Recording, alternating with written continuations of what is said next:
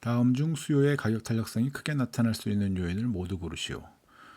수요의 가격 탄력성, 수요량의 변화, 그리고 가격의 변화, 이 가격 변화에 따른 수요량의 변화가 얼마만큼 민감하게 나타나느냐, 이것을 수요의 가격 탄력성이라고 얘기를 하고, 이 가격 탄력성이 크게 나타날 수 있는 그러한 상황은 일단은 대체재가 있느냐 없느냐. 대체재가 많다고 한다면 탄력성이 크게 나타난다라는 사실은 여러분들이 잘 알고 있죠.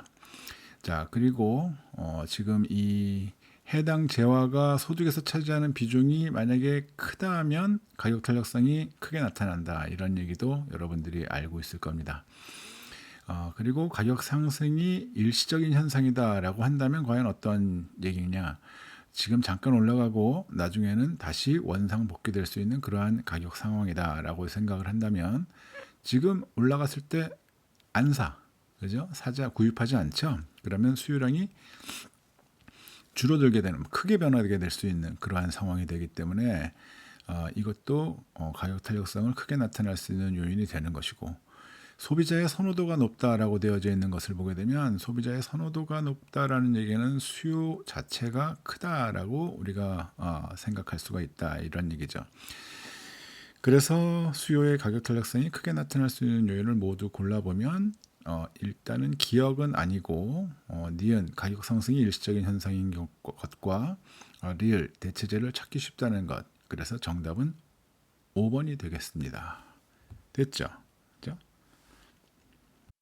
자, 아래의 재화에 대한 설명으로 옳지 못한 것은 이러한 문제인데, 왼쪽에 있는 그림을 보게 되면 공급이 수요보다 훨씬 더 위에 올라가 있죠. 그 얘기는 공급을 하는 그런 생산자들의 비용이 이 수요자들의 이 상품에 대한 가치보다 훨씬 더 높다는 얘기죠. 비용이 굉장히 높아요. 그래서 시장에서 거래가 될 수 없는 그러한 상황이죠. 생산은 할 수가 있어. 근데 아무도 사지 못해. 이러한 경우.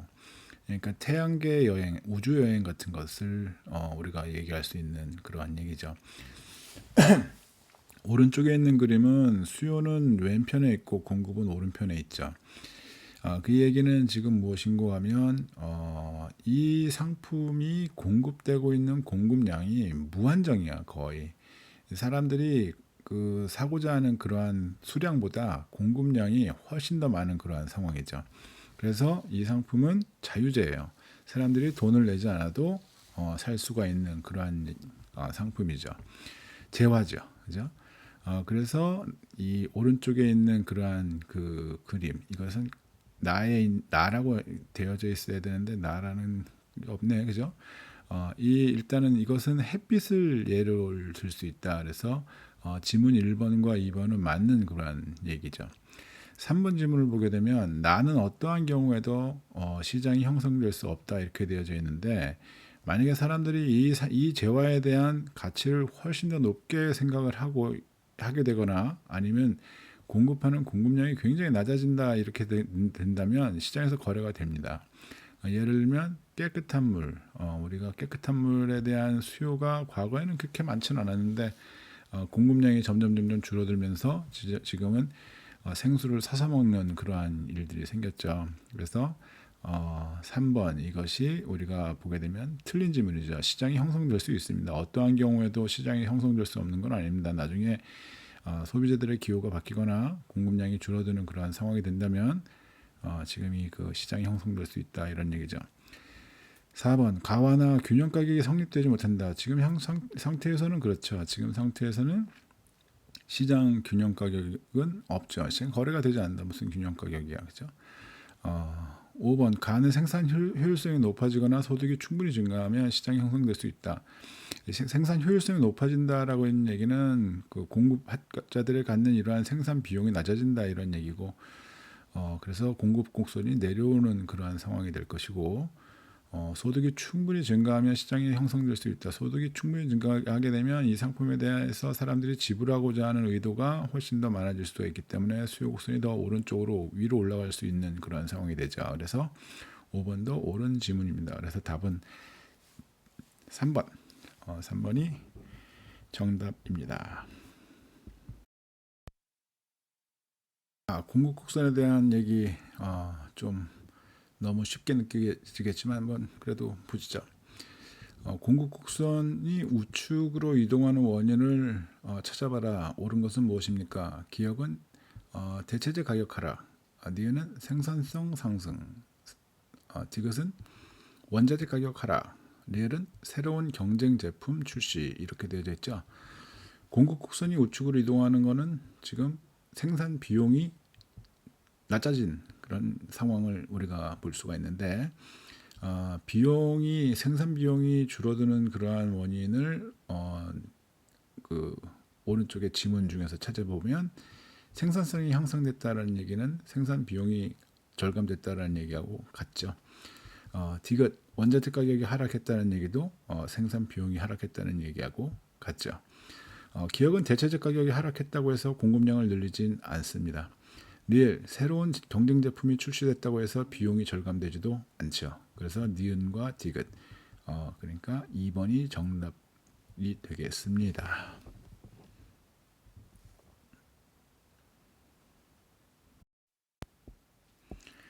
다음은 A 시장에서의 변화로 B 시장에서 발생하는 결과를 나타낸 수요 공급 곡선이다. 이와 같은 변화의 사례로 적절한 것은 어떤 것입니까? 묻는 거죠. A 재화와 B 재화가 있는데 이 두 재화가 연관되어져 있다라고 얘기를 하는 것이고 여기에서 A 재화에서는 공급량이 증가하면서 가격이 하락했고 B 재화는 그의 영향으로 수요가 감소했다라고 얘기를 하고 가격이 하락하는 경우죠. 자, 이렇게 된다고 한다면 A와 B의 지금 관계는 무엇입니까? 이런 얘기입니다. 무엇인 어떤 건지 한번 생각을 해보자 이거죠. 일단은 여기에서 A 재화는 가격 하락하고 B 재화도 가격이 하락하는. 근데 B 재화에서는 수요가 줄어드는 이러한 일들을 우리가 보게 된다 이거죠. 지금 보완제인 경우에 유가와 지금 자동차, 버스, 수요 뭐 이런 것들로 우리가 밑에 그 예를 들어서 되어져 있는데 국제 유가가 하락하면 지금 기름값이 떨어지게 되고 기름값이 떨어지게 되면 자동차 사용이 증가가 되고 자동차 사용이 증가하게 되면 버스 수요는 감소하는 이러한 일들이 우리가 나타날 수 있다 이거죠. 그래서 1번이 정답이 됩니다. 2번을 보게 되면 어떻게 해서 답이 아닌지 한번 생각해 볼까요? 윈도우 신버전이 발매되면서 컴퓨터 수요가 늘어났다. 오른쪽에 재화가 수요가 감소했는데 여기에서는 늘어났다라고 되어져 있으니까 이것도 잘못된 얘기죠. 3번 경기 침체로 소득이 줄어들면서 자동차 수요가 감소했다. 여기에서는 왼쪽에 있는 그림은 전혀 설명하지 못하고 있는 그러한 상황이죠. 경기 침체가 됐는데 소득이 줄어들었는데 이 재화 A의 공급 곡선이 증가한 것으로 설명이 가능합니까? 불가능합니다. 그래서 이 재화 간의 설명으로는 적절하지 못한 지문이죠. 4번 커피 가격이 하락하면서 프림 수요가 줄어들었다. 커피 가격이 하락했다. 프림 수요가 줄어들었다. 이거는 거의 비슷하게 보여줄 수도 있긴 한데 여기에서는 커피 가격이 하락하면서 이게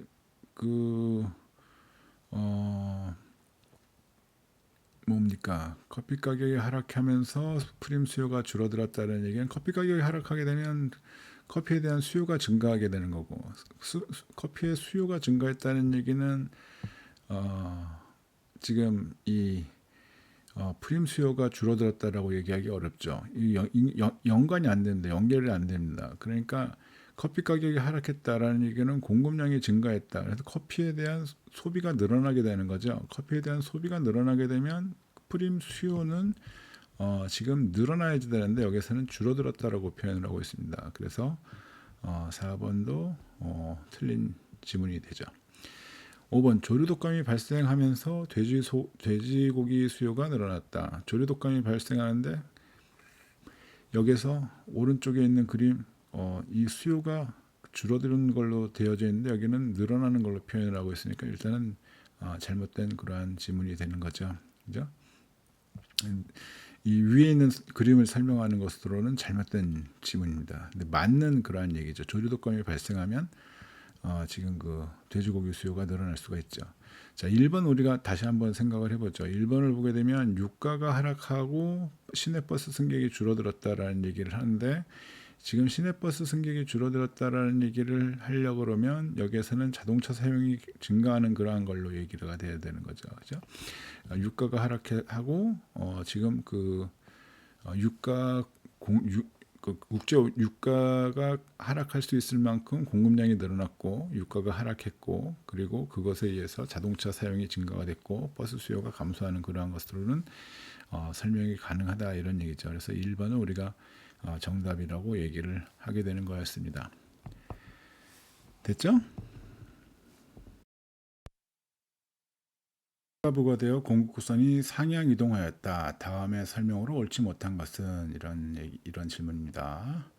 판매세가 부과되게 되면 그 세금만큼 비용에 더해져야 되기 때문에 공급 구선이 상향 이동할 수밖에 없죠. 그리고 다음의 설명으로 옳지 못한 것은 이렇게 되어져 있는 거죠. 자, 자중 손실 면적이 0으로 수렴했을 것이다. 잘못된 얘기죠. 바로 첫 번째 우리가 답을 찾았습니다.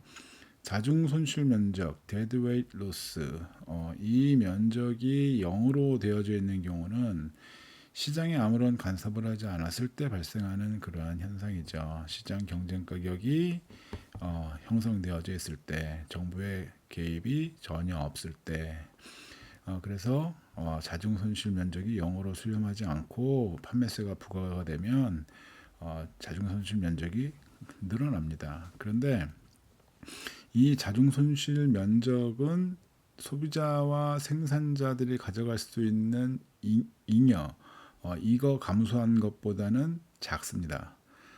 그래서 지금 이 5번에 되어져 있는 소비자 잉여와 생산자 잉여 감소분은 정부가 세금으로 가져간 금액보다 크다. 이거 옳은 얘기다. 이런 얘기죠. 자, 2번을 볼까요? 조세의 법적 규칙은 세법상 납세 의무자에게 조세 부담이 규착된다고 본다. 맞는 얘기입니다. 법적으로 규착이 된다는 얘기하고 경제적으로 규착이 된다는 얘기하고는 다르죠. 납세 의무자는 이것은 공급자들에게 있는 겁니다. 만약에 판매세가 부과가 되면. 하지만 그 판매세를 공급자가 모두 내느냐? 그렇지는 않죠. 소비자와 나눠서 냅니다. 그래서 소비자 잉여와 생산자 잉여는 동시에 감소한다. 이것도 옳은 얘기가 됩니다. 그래서 2번, 3번 다 맞는 얘기고요. 지금 4번 수요와 공급 중 탄력성이 높은 축이 조세를 적게 부담한다 이렇게 되어져 있는데, 이것도 옳은 질문인데 왜 그런지 한번 잘 생각을 해보게 되면, 탄력성이 높다는 얘기는 가격의 변화에 민감하게 반응한다라는 얘기죠. 가격이 오르게 되면 나 안 사 이렇게 되는 사람들이, 또는 가격이 오르게 되면 나 이거 안 만들어 라고 얘기하는 사람들이 조세를 적게 부담하게 되는 것이고, 가격이 오르나 내리나 주거나 사나 나 이 상품을 사야만 해 또는 생산해야만 하는 그런 탄력성이 낮은 사람들은 내가 세금 부담할 테니까 제발 좀 사거나 지금 뭐 팔아주세요 뭐 이렇게 얘기를 갖다 하게 되는 거죠. 그래서 2, 3, 4, 5번은 다 맞는 지문이 되겠습니다. 그래서 정답은 1번 자중 손실 면적이 0으로 수렴했을 것이다. 그러니까 우리가 이 정부가 개입을 해서 세금을 부과를 해서 수요 공급 곡선이 만약에 이동을 했다라고 하게 되면 거기에서는 분명 자중 손실이 발생한다라는 사실을 알고 있다 이런 얘기죠. 됐죠? 다음은 조세의 규착에 대한 설명이다. 가장 옳지 못한 것은 무엇인가? 이렇게 되어 있죠.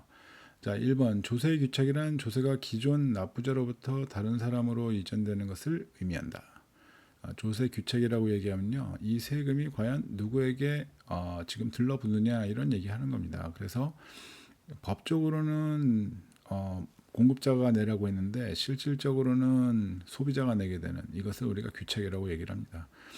그래서 2번을 보게 되면 법적 규칙은 세법상 납세 의무자의 조세 부담이 규칙된다고 본다. 이거 뭐 위에서도 잠깐 봤던 다른 데서도 봤던 그런 지문이죠. 맞는 얘기입니다. 법적으로는 세법상 지금 그 조세 부담이 누구에게 있느냐를 보게 되는 것을 얘기를 하고 있고, 3번 경제적 규칙은 조세가 실질적으로 부담하는 경제 주체에게 규칙된다고 본다. 그러니까 법적으로는 뭐 소비자에게 내라고 했는데 실질적으로는 공급자와 나눠서 내게 되는 뭐 이러한 경우들 우리가 그래서 이것을 우리가 경제적인 규칙이라고 얘기를 하죠. 그래서 이것도 옳은 지문이죠. 4번만 남았죠. 4번이 이제 틀린 지문이라고 이제 우리가 보게 되는데 왜 그런지 한번 보죠. 조세 부과 시 경제 주체 간의 조세 전가가 발생하여 최종적으로는 공급자 및 수요자 간 부담 규모가 동일해진다. 이런 얘기를 하고 있죠. 잘못된 얘기죠. 예를 들어서 공급자에게 판매세를 내라라고 했더니 결과적으로 보게 되면 가격을 올리긴 했지만 실질적으로 소비자들이 내게 되는 그러한 조세 부담도 분명히 생기게 되죠. 그래서 이것을 우리가 경제적인 규칙이 공급자와 소비자에게 둘 다 전가가 된다 이렇게 얘기를 갖다가 하고 있는 것인데 그 크기가 부담 규모가 동일하다? 예, 동일하지 않습니다. 우리는 항상 이 가격의 탄력성에 따라서 이 조세 부담 비율이 더 높은 쪽이 어느 쪽이냐면 비탄력적인 그러한 수요 또는 공급을 갖고 있는 측에서 더 많이 부담을 하게 된다 이런 얘기죠.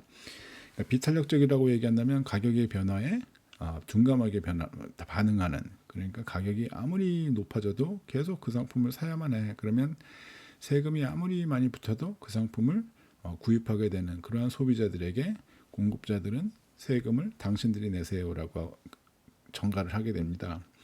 그래서 판매세를 부과해도 소비자들이 그 세금을 내게 되죠. 그래서 규모가 동일해질 수 없습니다. 탄력성에 따라서 달리 나타난다. 이런 결과가 되게 되는 거죠. 그래서 실질적으로 누가 더 많이 내게 될지는 잘 생각해봐라. 이런 얘기를 하게 되는 겁니다. 자, 여기에는 그림이 그려져 있죠. 시장에서 지금 이 그 판매세가 부과가 됐습니다. 그래서 판매세가 부과가 돼서 공급 곡선이 상향 이동했습니다. 상향 이동을 하고 나니까 어떠한 결과가 나타나는 거냐면 최초의 균형 가격은 P1인데 지금 시장에서 거래가 되는 그러한 가격은 P2가 됩니다. 그리고 실질적으로 이 공급자들이 받아가는 그러한 가격은 P3 그러니까 P2에서 P3만큼은 세금으로 정부에서 걷어가게 되는 것이죠. 소비자들이 지불하는 가격은 P2 공급자들이 가져가게 되는 가격은 P3 이렇게 되는 거죠. 그래서 부과된 세금은 얼마만큼입니까? 라고 보게 되면 지금 P2에서 P3 그 곱하기 Q2 이렇게 되는 거죠.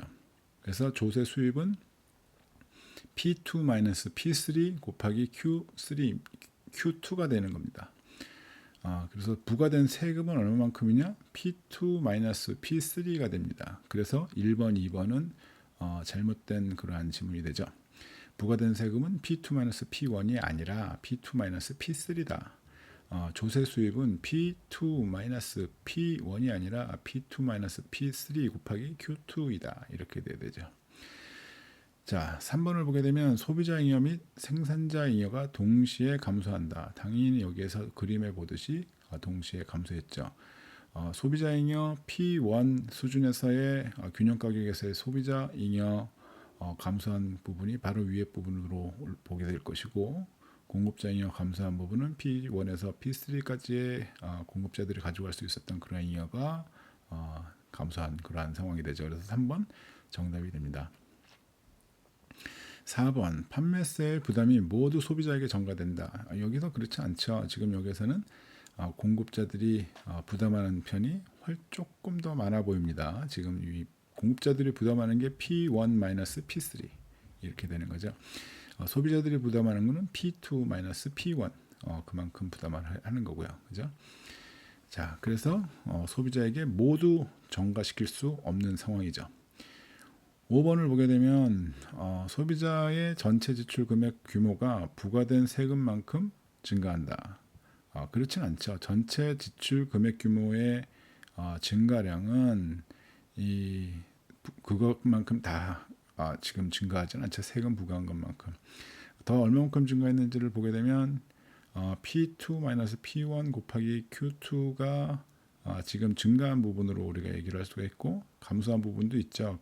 전체 지출량의 감소는 Q2 Q1 그리고 P1 이렇게 곱하게 되면 오른쪽에 네모난 면적이 되겠죠. 그만큼은 전체 지출 금액은 지금 저만큼 줄고 늘어난 금액은 있고 이렇게 되는 거죠.